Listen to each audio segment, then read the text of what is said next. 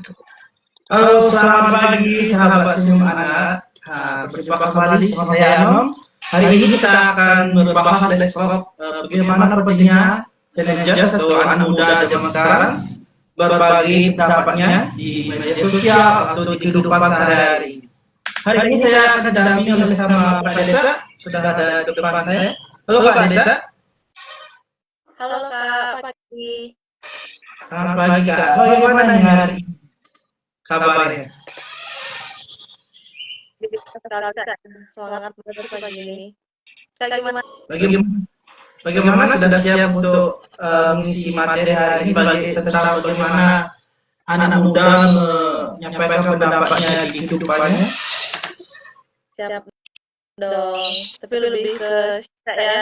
Ya, kita sharing hari ini. Baik, saya berikan waktunya untuk menyiapkan materinya. Enggak ya? Oke. Langsung, Kak. Oke. Jadi mungkin saya kasih pantun dulu kali kita ya, biar nggak terlalu tegang ya pagi-pagi. Pergi liburan bareng Anya, jalanan macet terasa sesak. Halo semuanya, perkenalkan saya Desa. Jadi sebenarnya kalau ngomongin materi terlalu berat ya, mungkin bisa saya sebut sharing ya, karena saya juga masih belajar tentunya, masih berproses. Jadi bicara tentang speak up bagi teenager gitu. Saya berbagi pengalaman saya aja ya, based on my experience gitu. Jadi sebenarnya dulu itu saya orangnya introvert sih sebenarnya, introvert parah ya. Kalem juga karena mungkin bawaan dari keluarga juga.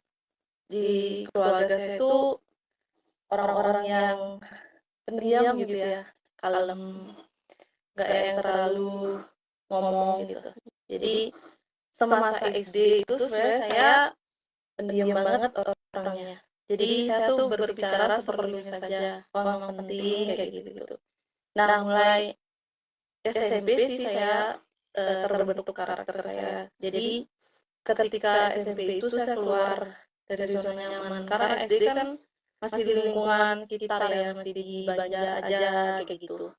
Sebenarnya dari dulu saya orangnya senang belajar sebenarnya, tapi karena situasi dan kondisi yang tidak mendukung, orang-orang sekitar yang tidak istilahnya gimana ya, memberikan ruang gitu untuk berkembang. Jadi ya saya gitu aja gitu, diam-diam aja gitu. Meskipun ada sesuatu yang menurut saya itu nggak baik atau menurut saya itu tidak adil gitu, tapi saya diam aja gitu.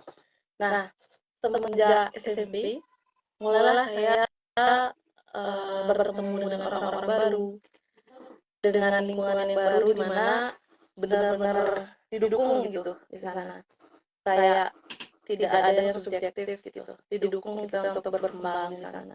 Nah mulai dari sana saya mulai berpikir untuk wah saya harus berani gitu, karena saya merasa banyak hal yang bisa saya kembangkan gitu dari diri saya sendiri.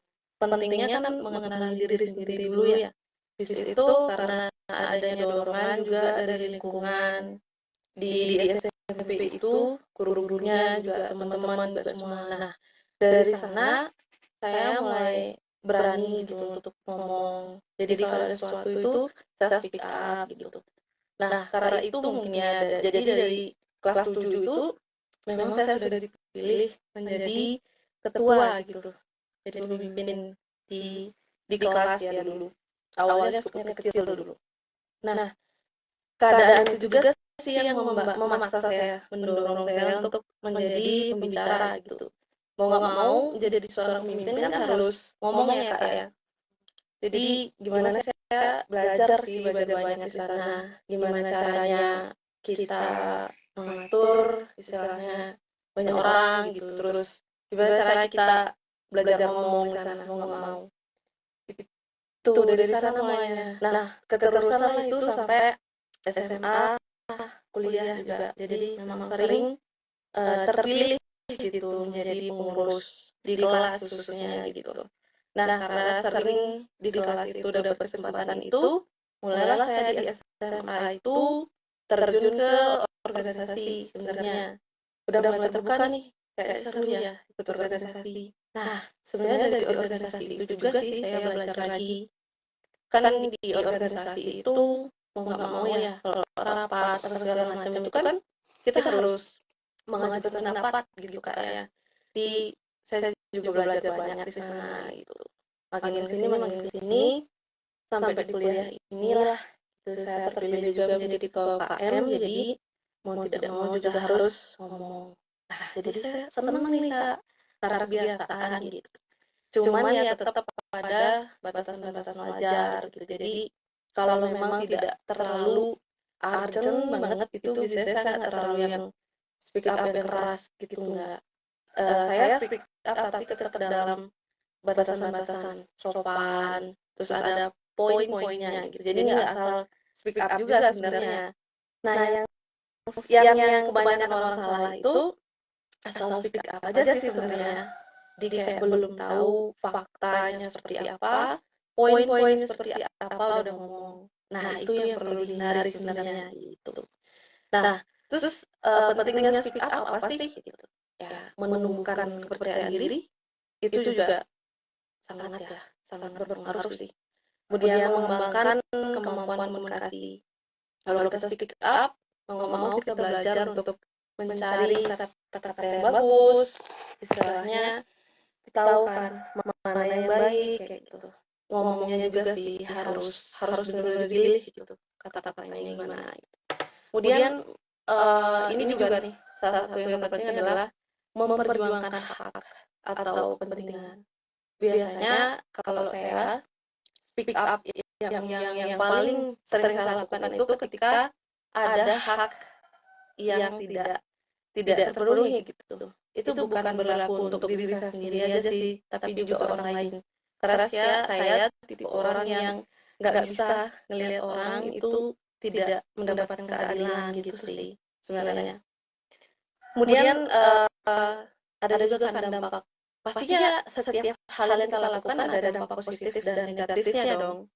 Itu dampak positifnya dari speak up itu sendiri ya, kayak yang tadi itu meningkatkan kepercayaan diri, kemudian mengembangkan kemampuan berpikir kritis. Karena ketika kita speak up atau kita berbicara gitu, mengemukakan pendapat gitu, kan kita harus berpikir dulu ya. Di itu sangat penting juga berpikir sebelum ngomong. Nah, itu harus itu ya. Gak boleh ngomong dulu baru berpikir, tapi berpikir dulu baru ngomong gitu.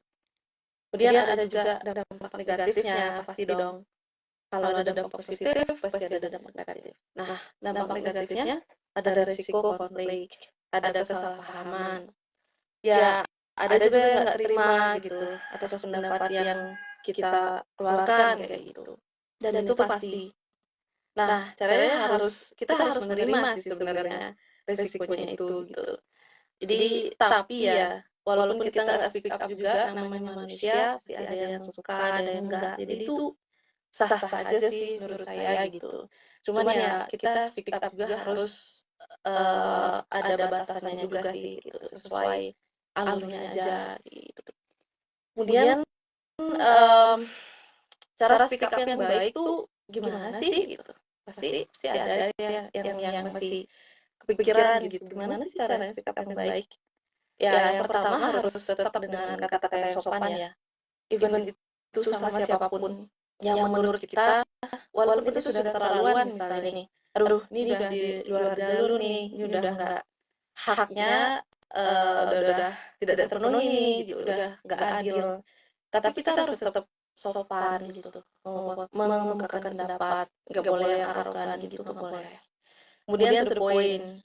Jangan yang bertele-tele sana sini gitu. Jadi apa yang mau kita bahas ya itu aja, nggak usah merembet ke sana sini apalagi ke urusan pribadi. Itu sangat tidak boleh. Kemudian nggak boleh menyudutkan satu pihak. Biasanya kalau kita pengen speak up itu ya kita netral aja. Kita kayak demokrasi lah istilahnya gitu, open aja. Nggak boleh menyudutkan satu pihak gitu. Itu sih Kak. Terus kalau saya sebenarnya lebih ke sesi sharing ya. Kalau terlalu materi itu sebenarnya saya agak gimana gitu, kayak kaku gitu. Takutnya nanti saya kayak Vicky Prasetyo Kak, terlalu terlalu gini ya, formal nanti. Mungkin kita bisa ngobrol Kak. Wah, sangat menarik materinya Kak ya.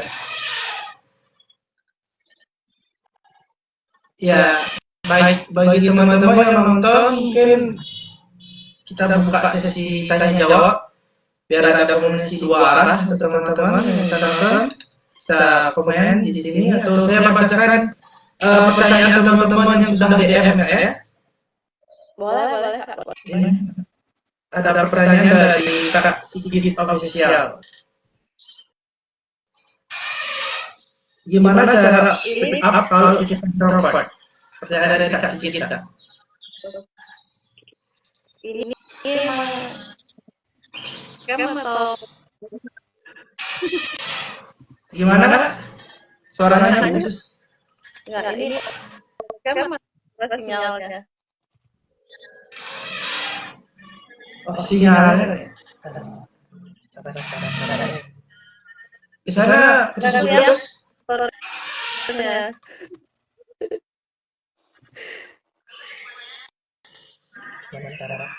Gimana sekarang? Suaranya aja sih yang kedengeran. Muka kakaknya enggak? Dari tadi nggak ada. Udah. Udah? Gelap Kak. Jadi kayak ngobrol sendiri. Sinyal di sana ya. Coba saya cek pakai apa di sini ya. Ya, coba mungkin sinyalnya yang ini dari sini.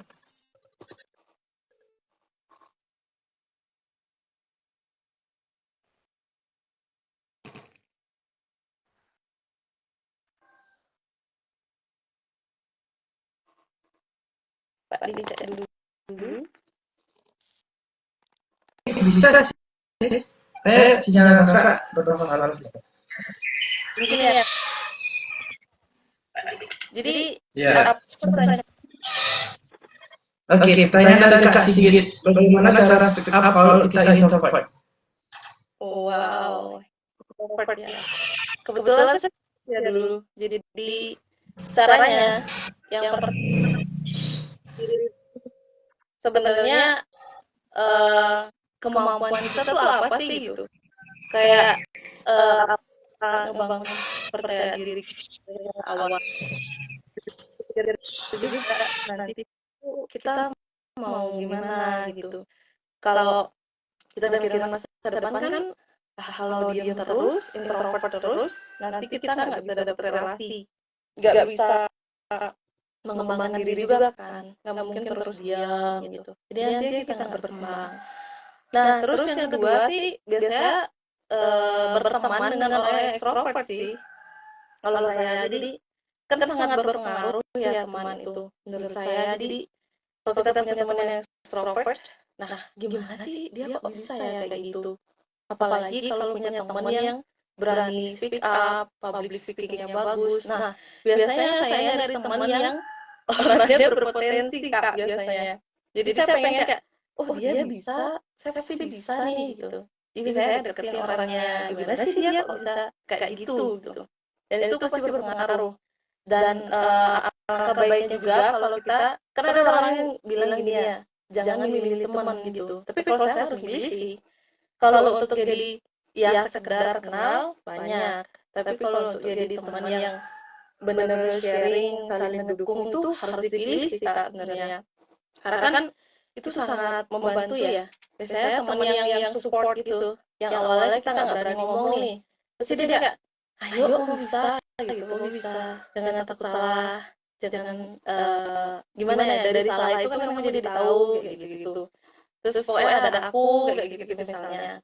Terus yang selanjutnya juga bisa dengan cara ikut organisasi sih, yang saya lakuin tadi itu, yang saya bilang tadi. Karena di organisasi itu mau nggak mau ya kita dipaksa untuk jadi extrovert. Kita dipaksa untuk berani speak up. Karena di organisasi kan ada beberapa divisi, dan setiap ada kegiatan itu pasti nantinya ada, kadang tiba-tiba jadi ketua panitia, tiba-tiba jadi koor apa. Nah, itu kan ada SK-nya ya, Kak, ya. Jadi mau nggak mau ya kita belajar. Introvertnya kita ya harus maju gitu, harus berani ngomong. Ya awalnya memang susah, pasti gemeter, takut. Kan itu bisa dilatih ya. Kita bisa karena terbiasa sebenarnya. Jadi harus dilatih gitu. Dan itu salah satu cara yang sangat efektif ya menurut saya. Teman-teman juga. Jadi dulu saya ngerasa gitu kan, ngerasa didorong gitu hingga saya bisa berbicara nih sama kakak hari ini itu ya berkat orang-orang itu juga gitu. Nah, sekarang saya yang jadi seperti itu, Kak. Di saya kan juga gini ya, sekarang tuh masih proses S1 pendidikan, Kak. Jadi saya juga udah pernah ngajar gitu. Nah, saya menjadi itu buat anak-anak saya, anak-anak didik saya gitu. Gimana saya selalu mendorong mereka. Bahkan awalnya takut banget, namanya peserta didik kan beda-beda kayak kemampuannya, terus kepribadiannya juga, ada yang terlalu berani, ada yang benar-benar takut banget, padahal dia tahu jawabannya nggak berani jawab, padahal dia sebenarnya bisa, cuman takut gitu. Nah, saya menjadi pendorong buat mereka. Saya yakinkan mereka jangan takut salah kayak gitu. Jangan takut salah, nanti dari salah itu kamu tahu yang benar yang mana gitu. Itu sih, Kak, kalau dari saya.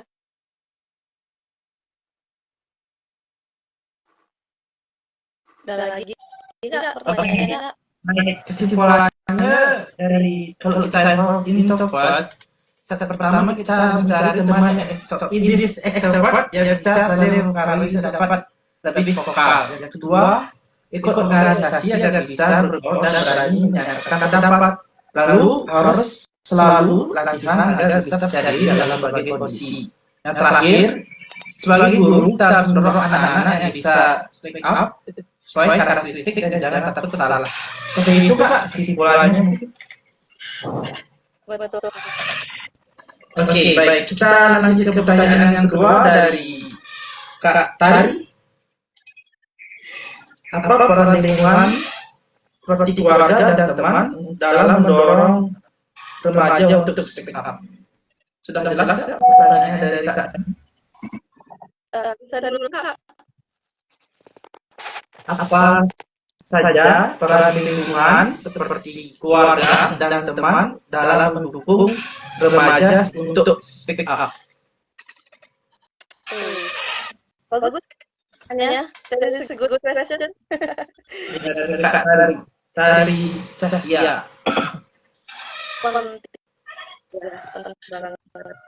Terutama pengaruh keluarga sih, karena dari kecil ya kita itu karakternya dibangun dari keluarga sebenarnya. Sama seperti yang saya katakan tadi, itu saya berasal dari keluarga yang kalem banget, ada banyak orang gitu. Jadi orang tua saya itu dua-duanya nggak terlalu banyak ngomong gitu, Kak. Jadi memang kalem banget dan nggak terlalu ngurusin orang juga gitu. Ya benar-benar fokus ke kita aja gitu, apa tujuan kita. Dan bukan kadang sih, sering ya, kalau ada masalah pun nih, orang yang buat masalah duluan gitu. Dan pasti didiemin gitu, nggak dilawan. Makanya kan orang tuh capek gitu kalau nyari masalah sama keluarga saya, Kak, karena semuanya diem. Jadi kayak ada mereka tuh buang-buang energi sebenarnya ngelawan kita gitu, soalnya kita diem kayak gitu. Nah, karena saya punya sadar ya, punya keluarga yang seperti itu, dan saya ngerasa, aduh, ini nggak bakal bisa ngomong nih kalau kayak gini terus. Nah, makanya saya keluar gitu, nyari lingkungan yang benar-benar bisa ngerubah saya gitu. Jadi jangan nyari circle yang kalem juga. Nah, itu jadi kayak ngerubah kita gitu ya. Cari teman-teman yang extrovert yang saya bilang tadi. Jadi kita bisa belajar gitu dari mereka. Kok mereka bisa sih gitu? Pasti saya juga bisa nih. Pelan-pelan kan didorong. Jadi saling mengisi sih sebenarnya Kak.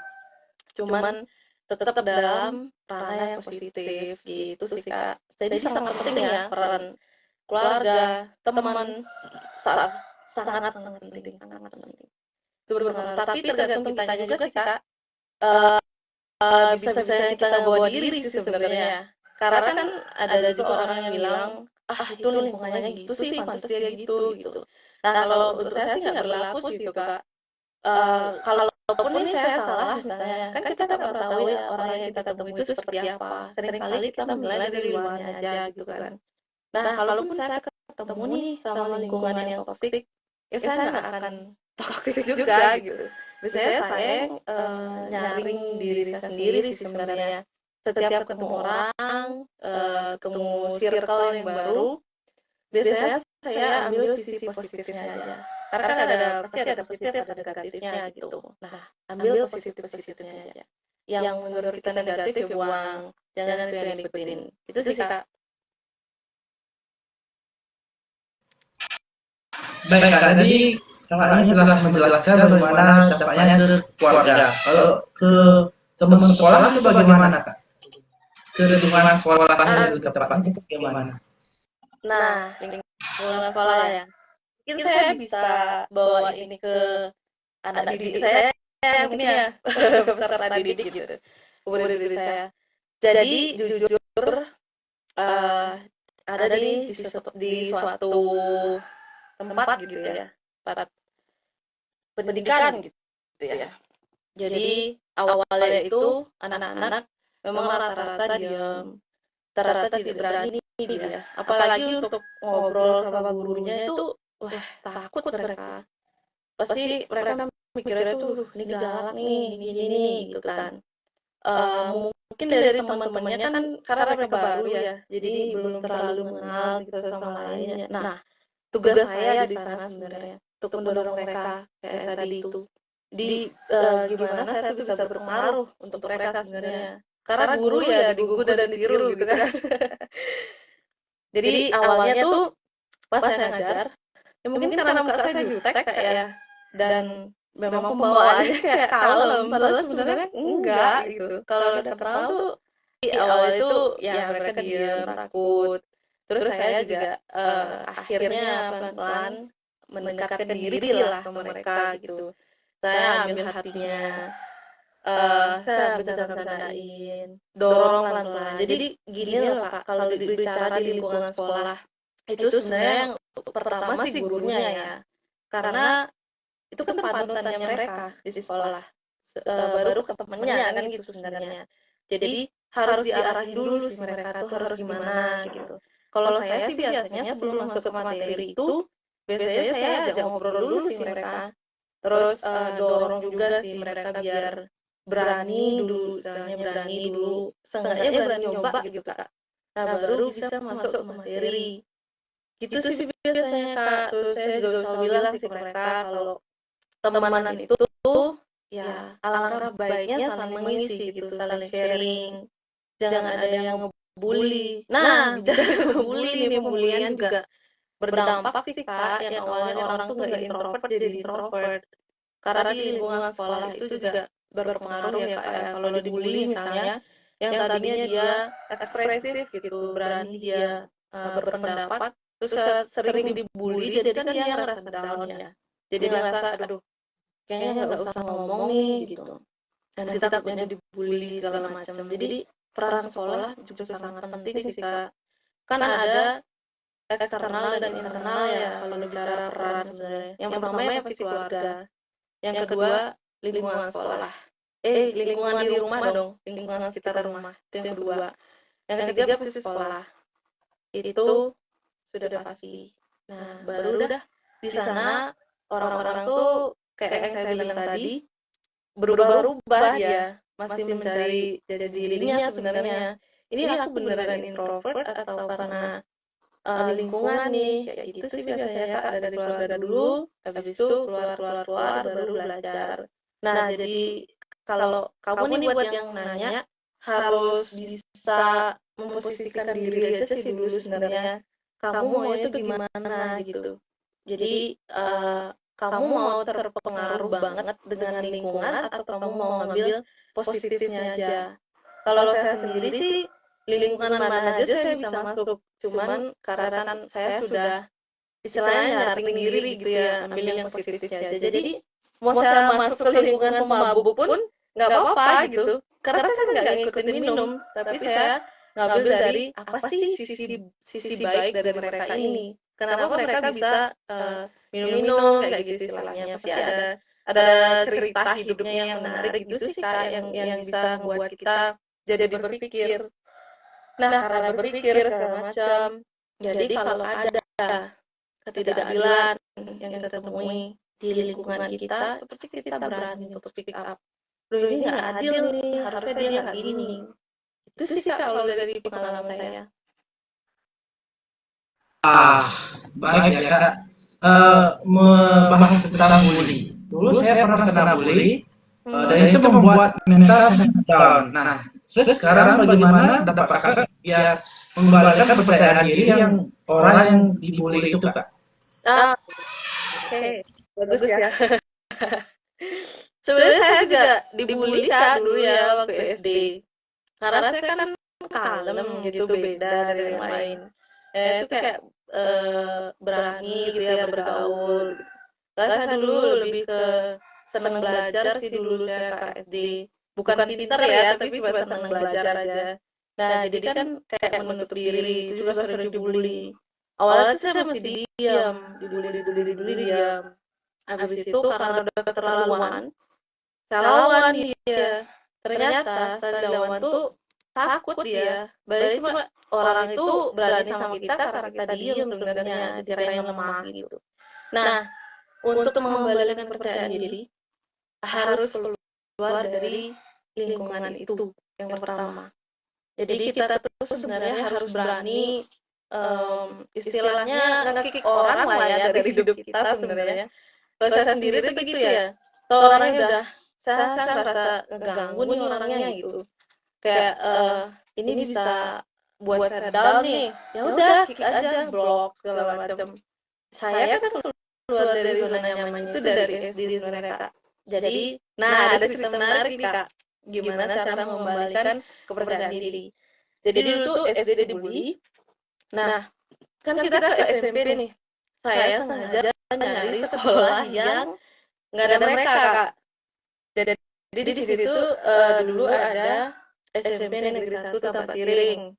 Sama ada SMP swasta, namanya SMP Amarawati Tampak Siring. Nah, dulu itu kan orang masih menggebu-gebu ya untuk masuk di negeri gitu. Saya sengaja nggak nyari di negeri Kak.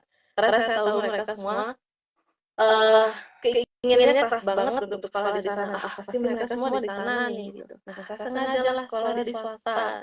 Tapi akhirnya ada 5 orang yang ikut saya sekolah di swasta dan itu cowok semua.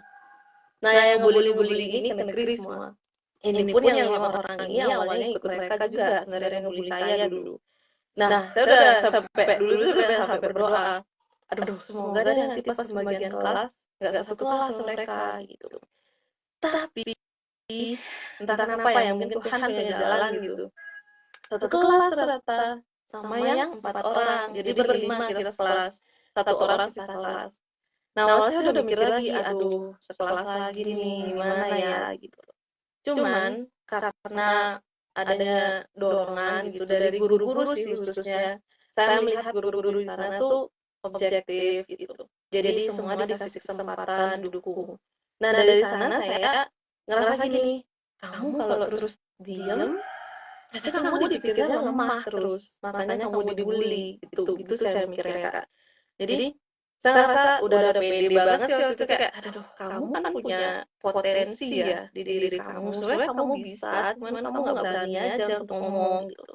Nah akhirnya saya lawan, sekarang saya saking capeknya dibully gitu, biar nggak direndahin terus, ya udah, akhirnya saya berani maju sampai orang-orang yang berempat ini tuh bilang gini saya, ternyata kamu pinter ya gitu. Nah dari sana sebenarnya kayak kalau dipikir ya kalau mau nyobain ini saya pengen ngomong gini, lo baru tahu gitu. Canda kayak canda kayak. Jadi kayak dari sana gitu mulai terpilih jadi pengurusnya kelihatan tuh namanya naik. Mereka jadi baik Kak sama saya. Jadi akhirnya dari sana saya belajar juga, oh ternyata orang-orang itu memang eh, berteman gitu atau baik ke orang itu karena ngelihat orang dari luarnya aja, nilai orang dari luarnya. Kalau kita diem itu disangka kita tuh nggak bisa gitu, kita tuh di bawahnya mereka, kurang kita makanya dibully terus dibully karena merasa mereka lebih tinggi gitu. Nah, semenjak saya menunjukkan potensi yang saya miliki ya, walaupun nggak seberapa, saya nunjukin itu, jadi mereka baik Kak, karena mereka tuh merasa aduh salah nih ngebully orang kayak gitu. Jadi kalau dari saya sih untuk apa ya membalikan kepercayaan diri, kakak harus berani sih kak. Saran saya harus berani tunjukin gitu loh. Saya tuh nggak kayak yang kamu bilang gitu. Dari sana tuh biasanya gini kak, orang tuh akan diam kalau kita tampar pakai kemampuan sebenarnya gitu. Balas dendam terbaik sebenarnya kan dari bukti ya, dari bukti kalau kita bisa lebih dari dia gitu. Jadi kalau ada orang yang bully ya nggak usah kita kayak balas balik gitu, nggak usah sih kak. Karena kan apa bedanya kita sama dia jadinya kan. Balas dendam terbaik itu dengan pembuktian. Oh saya sih gitu kak. Siapapun ya silakan gitu. Bully saya sepuasnya silakan. Tapi nanti saya tampar kamu dengan eh, apa ya kemampuan saya gitu sih kak kalau saya. Mungkin ada tanggapan kak? Wah, terima kasih Kak atas sarannya. Yang semoga bisa teman-teman lakukan nanti, dan saya sudah menyimpulkan dari kakak sampaikan tadi bagaimana peran lingkungan untuk mendukung remaja agar bisa speak up. Yang pertama, keluarga berperan penting untuk membangun motivasi dan mendorong anak sebagai speak up secara produktif. Yang kedua, lingkungan pertemanan mendukung kepercayaan diri anak untuk speak up. Bagaimana pentingnya untuk memberikan hal negatif agar speak up tidak menimbulkan masalah. Lalu peran sekolah dan guru harus mendorong siswa percaya diri untuk speak up, dan bully dapat menurunkan percaya diri sehingga remaja perlu memiliki pengaruh negatif tersebut. Jika pembalian percaya diri kita dibully agar lebih berani speak up, kita harus keluar dari lingkungan tempat kita dibully agar berperan di lingkungan yang negatif. Motivasi diri agar bisa mengembangkan diri khususnya untuk speak up. Dan yang terakhir, harus berani menunjukkan bahwa saya bisa dan seperti yang diisukan bisa balas dendam dengan bukti. Itu Kak. Betul. Ya, baik. Kita akan ke pertanyaan selanjutnya Kak ya. Ya. Tangga. Dari Kak Arnayuan. Apa yang bisa dilakukan sekolah biar kita lebih nyaman membuat ngomong soal masalah atau undang-undang? Wah, kayaknya ini mau curhat ya. Kak Arnayuan. Oke. Peran sekolah katanya gitu, gimana biar bisa ngeluarin undang-undang gitu, biar berani gitu. Apa yang bisa dilakukan di sekolah biar kita lebih nyaman mengeluarkan isi hati? Undang-undang. Undang-undangnya. Sebenarnya kalau di sekolah sendiri kan tempatnya buat belajar ya, menambah ilmu pengetahuan. Tapi bener sih, nggak selalu tentang materi di kelas gitu. Mungkin kembali lagi seperti yang saya ceritain tadi kak ya, peran guru. Lagi-lagi peran guru. Karena di sekolah guru itu kan orang tuanya mereka ya, sama kayak di rumah. Mereka kalau ada masalah, kalau ada unek-unek, pasti ceritanya ke ibunya atau ke bapaknya gitu, orang tuanya. Nah, saya memang masih dalam proses belajar kak ya, tapi saya selalu memposisikan diri saya sebagai siswa. Jadi saya tuh selalu gini nih kalau ngajar di kelas tuh. Kalau saya sebagai siswa, kalau saya diinin tuh saya nggak suka. Kalau saya diinin tuh saya nyaman. Nah, jujur kak, di luar sekolah ya, di luar kelas itu kalau misalnya jam istirahat nih, nggak di dalam pembelajaran itu, biasanya anak-anak dari saya biasanya Kak. Jadi dia tuh, "Miss, saya mau cerita boleh nggak? Miss, saya tuh ada gini, boleh cerita nggak?" Gitu. Jadi saya tuh selalu mendorong mereka untuk nggak apa-apa gitu, nggak apa-apa kamu kalau mau ngeluh, boleh. Ngeluh itu kan manusiawi ya, tapi nyerahnya jangan gitu. Jadi saya tuh kalau di kelas tidak tidak langsung langsung monoton ke materi, enggak. Jadi awalnya itu pasti saya arahkan dulu mereka kayak untuk ngobrol santai dulu. Gimana hari ini, gimana harinya, kayak gitu-gitu. Dan saya juga bilang ke mereka, kalau sama saya itu anggap aja kayak kakak kalian atau boleh kayak ibu kalian boleh deh nggak apa-apa gitu. Jadi kalau ada apa-apa tuh jangan sungkan bilang ke saya. Begitupun di materi pun saya refleksi juga sih Kak. Jadi saya tuh selalu nanya ke mereka, gimana mengikuti kelas saya? Kalian paham nggak? Terus ada hal-hal yang mungkin kurang nggak bagi kalian? Nanti biar saya bisa eh gimana ya lebih belajar lagi gitu loh untuk mengatasi itu biar kalian lebih baik lagi nanti belajarnya gitu. Jujur anak-anak tuh kalau di luar tuh kalau udah istirahat pasti nyari saya. Miss, saya tuh gini, saya tuh gitu. Jadi secara nggak langsung kan mereka ngeluarin unek-unek gitu ke saya. Tapi tetap dengan batasan. Anak-anak ini akrab ke saya, tapi mereka tetap segan, tetap menghormati saya gitu sebagai guru mereka. Ini memang saya memposisikan diri gitu, bukan hanya sebagai guru yang harus, aduh kamu harus dengerin saya nih, kamu harus gini gitu, kamu harus hormat saya. Enggak sekaku itu kalau saya Kak. Kalau saya bercanda, tapi mereka harus tetap ngerti dengan materi. Nah, bicara masalah undang-undang, malam pun anak-anak biasa ngechat saya, kadang telepon, saya kayak izin dulu, Miss, saya tuh hari ini gini gitu. Boleh cerita nggak, Miss? Karena mereka itu kan sudah percaya banget gitu Kak ke saya.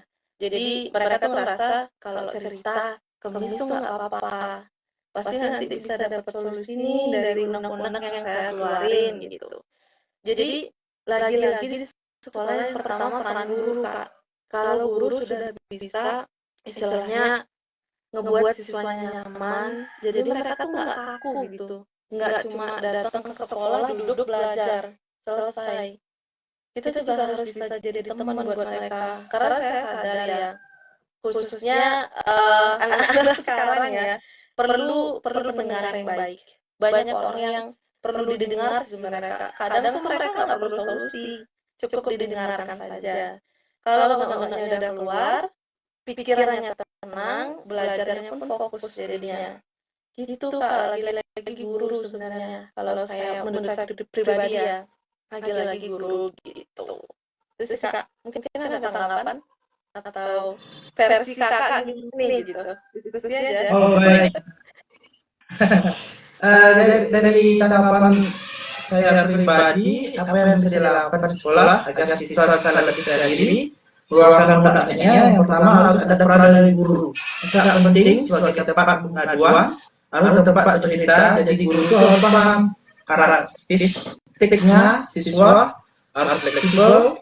Guru perlu melakukan fleksibel agar mendapatkan pandangan siswa.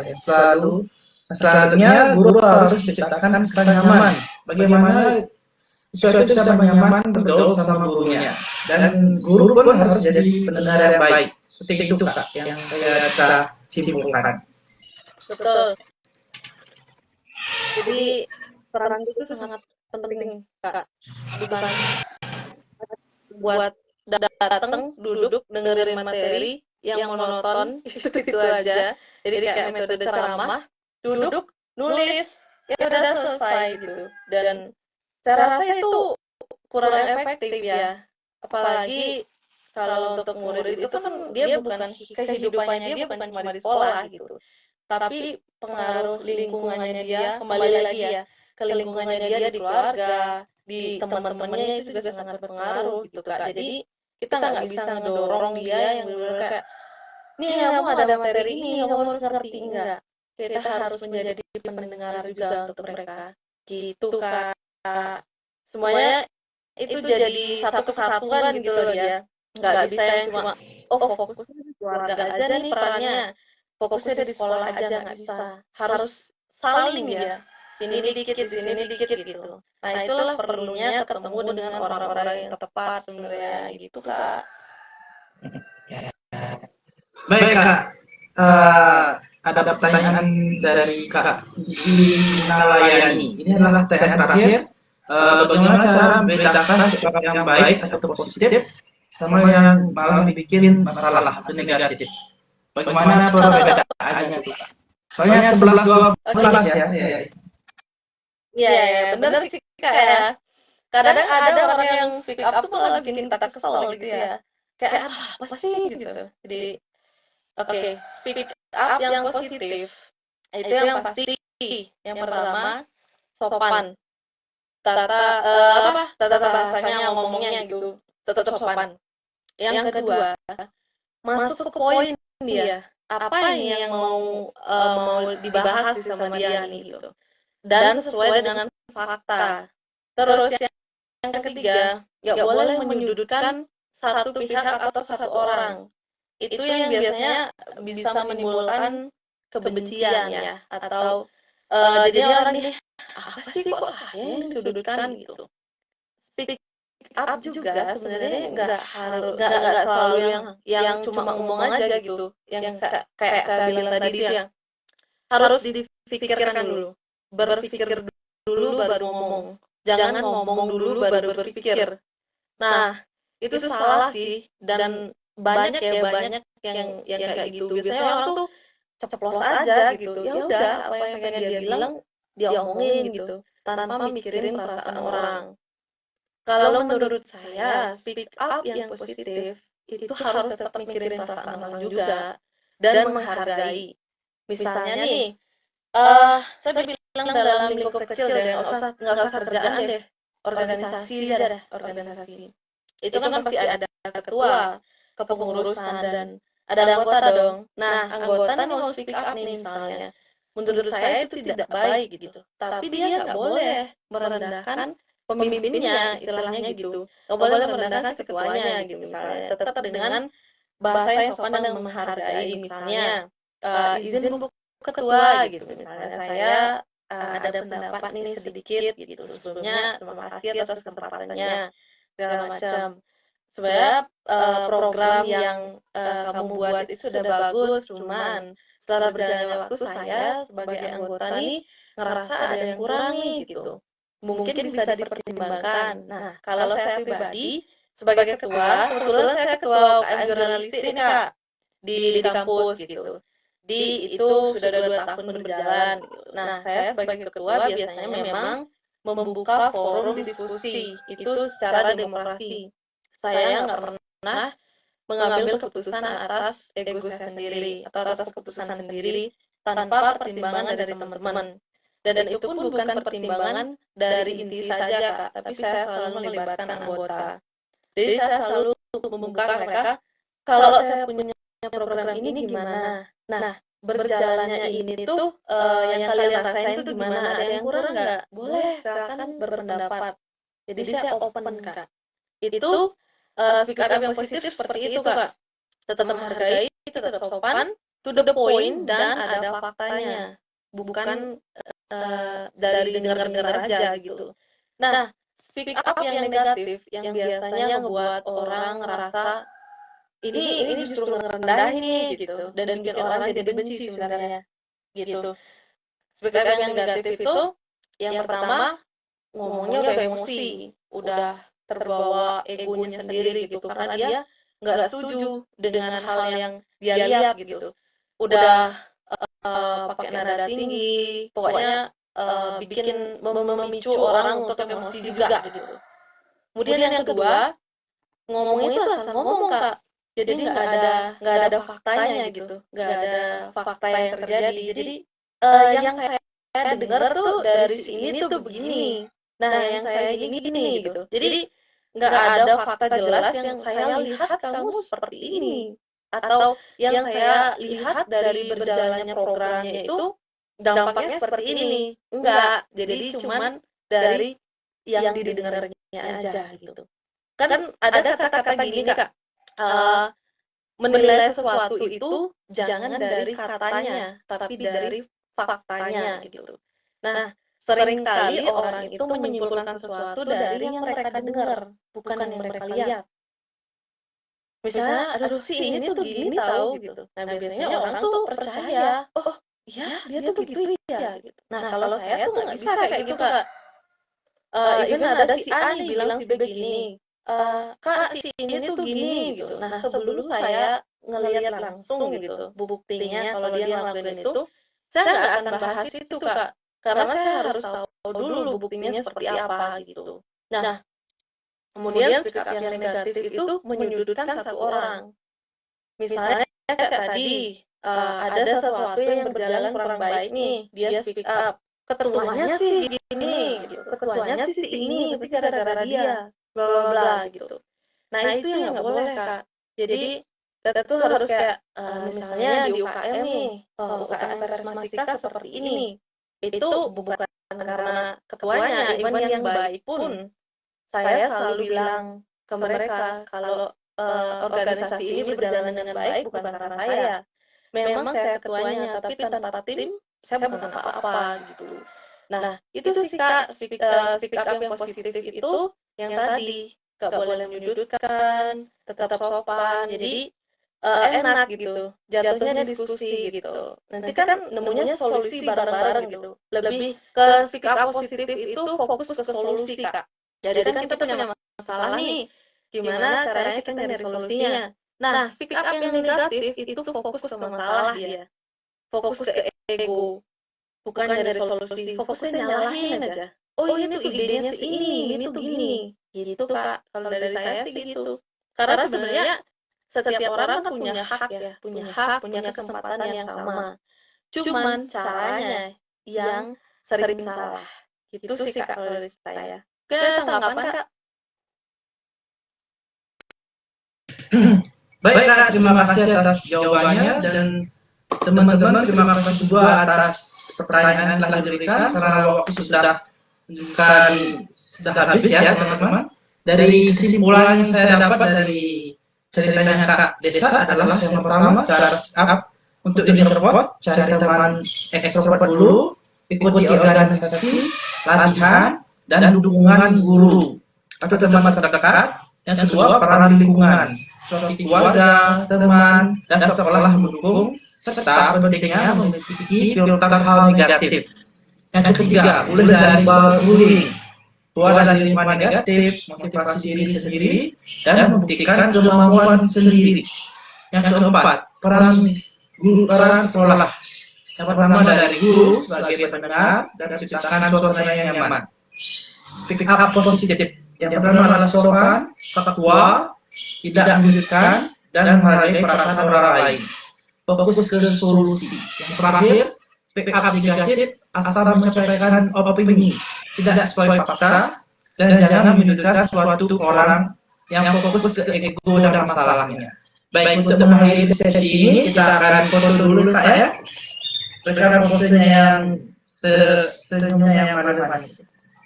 Oke. 1, 2, 3. Sekali lagi 1, 2, 3. 1, 2, 3. Yang terakhir bonus. Bonus. Oke, bebas ya. Baik, terima kasih atas Kak Desa atas waktunya dan teman-teman yang sudah mengirim pertanyaan. Kita berjumpa lagi di lain kesempatan. Terima kasih. Ya, semoga berjalan.